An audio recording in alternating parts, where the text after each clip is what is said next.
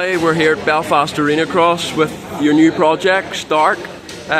First of all, what was the decision behind picking this championship, the Arenacross UK Championship, for Stark to burst on the scene, really? Well, it was, talking to Matt Bates. I know him from a long time and racing actually a couple of rounds. And it was an opportunity that he offered us to be able to race in the Arenacross. And we were very motivated. I mean, he was the first guy that allowed us to race as a full manufacturer. So definitely we put the effort to come to this event. We got very happy to have Jack Brunel who came and joined the team, and Eddie. So, all these guys put a lot of effort to be out there on the track, and Justin, also Vogel, who came and joined the team. So we have a young team and experienced team at the same time, so it's amazing. And obviously you have been racing the French Championship, but there's no championship points, so to speak, for that. But has that been important to help you build and develop the bike and get it ready for this series? Yeah, I mean, definitely, starting in August last year, that's the first time we were able to race with one bike in the French Championship. That make it a great experience for us, and build up to this series where we came with a little more experience. I mean, we still have a need of more experience and still build, the bike better, and that's always the racing life, we say. But definitely, we came with this with 3 riders and more ready than last year. And the first round, to win and get the red plate, was that a surprise? Maybe it had to happen so soon? Obviously it's a very fast championship with Conrad, Tommy. Jack's obviously one of the contenders, but to win that first round, must be very happy. Definitely winning the first round in Manchester was a big surprise, a good surprise, so that was really nice.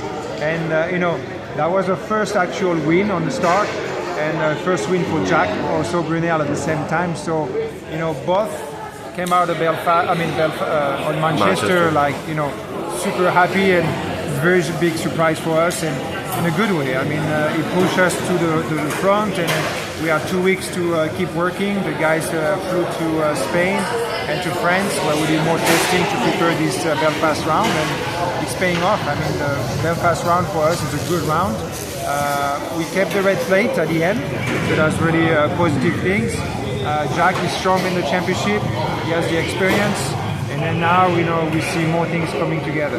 And I think one real positive with the bike is the starts. If the guys don't get the whole shot, they're certainly in the mix, second or third, so I think that's the big positive. They're getting out of the gate well, and of course in Arenacross that's very important. Yeah, no, it's for sure. It's very important to get a good start. I mean, they say if start is 50% of the race, and especially when you race Arenacross, it's even more important. So we have no gear, so it's a single gear. So the guys have a good advantage that they don't have to shift, and that make it very good for us. And we have always good starts, and that's a good thing. And it's a whole thing together. The bike is made to be more simple and easy to race, and easy to ride also. So that was the politics, and then the idea of Anton Was, our CEO. It came in the idea of making a bike accessible for everybody and make it simple. And we can see it at the top level, but also at the regional level. And just on the bike, obviously for Arenacross right now it's good. It would be quite nice to see the bike do maybe some motocross races. How far off do you think that is realistically to do top level motocross? I don't think we are too far off. We're making a lot of progress, and racing supercross actually helped us a lot to be better in outdoors. Also, know more of the bike. This is still a new technology, and we are also learning. And we are getting every month a new feature on the bike that we can push, because our bike has a phone that is basically work with updates. So when we make progress on the racing side, we can update the bike and make it better for every customer who purchase a bike.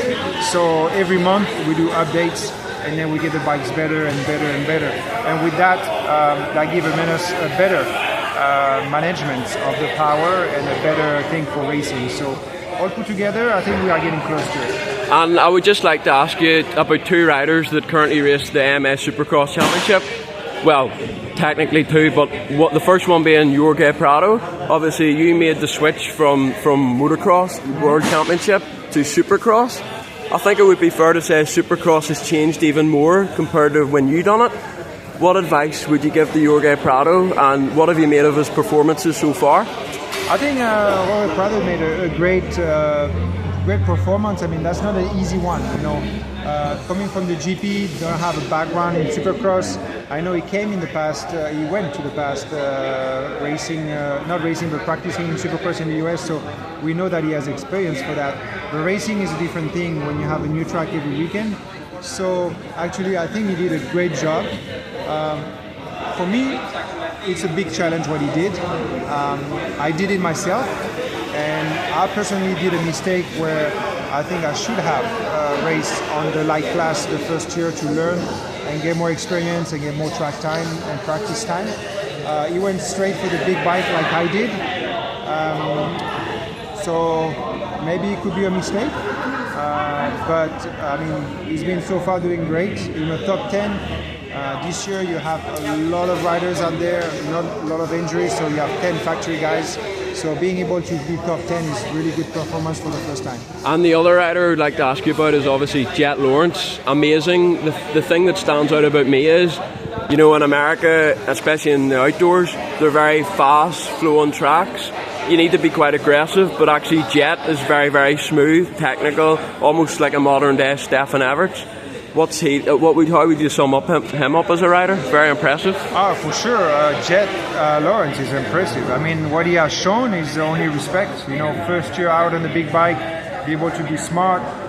You know, make every win on the first year on the rookie year. It's amazing, and he's a great rider. I mean, he has shown technique on 250, and he just carried out on the 450, which was pretty mind blowing.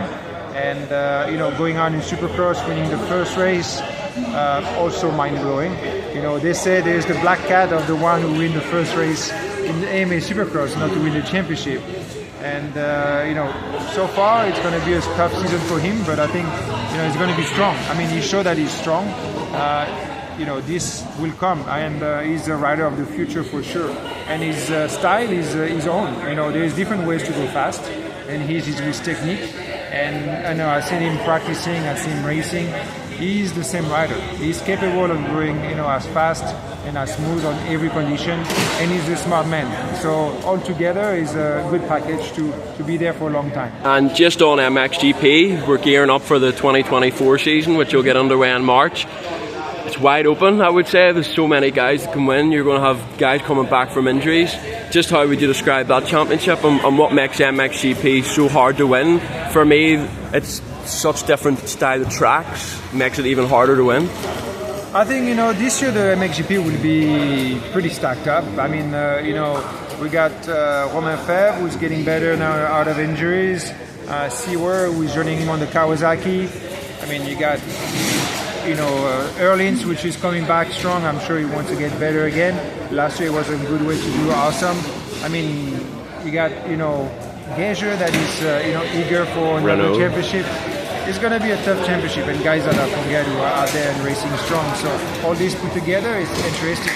I mean, the starts are very important at that level also, and we see most of the time that the guys who are in the front are capable of winning, especially with that little difference in the racing. So, I mean, it's going to be a super interesting season. Probably at the end, a battle of two main riders. We just need to find out who's going to be the two main riders who are going to fight for the championship. And just on the MX2 World Championship, there's a lot said about it. You know, there's an under-23 age rule, this, that and the other. But for me, there's a lot of talent emerging there as well. You've got Simon Langenfelder, the young Koonens breaking through. It's also wide open with Yago moving up. So it's going to be exciting as well, I think. Yeah, and we have, you know, Stefan Everts' son, Liam, which has been doing really good also. I mean, it's, you know, like I said, it's going to be an interesting season. You know, I've been to the GP. I still watch the GP a lot. I watch Supercross. I mean, this 2024 season has a lot of things to expect in both sides of the pond. You know, and super interesting for the championship. And we see that guys are getting faster and stronger. So I think all the effort of all the teams actually are doing to you know, make the bikes better and more performance is paying off, and the guys, the riders, are working hard to be even better than ever. And last question, just on the French, you must be a very proud Frenchman whenever you see the amount of French talent coming up, and at the Motocross the Nations last year, unbelievable, they simply dominated, so you must be happy to see that as a fellow French rider. Yeah, I mean, it's we have a strong pool of French riders right now. The youth is a little bit more timid, you know, we don't have as much young riders right now, so that's something the French Federation will have to work on, and definitely, I mean, it's evolution, you know, but I think we have some guys who are getting older but are still very fast and strong, so they'll be there for a while.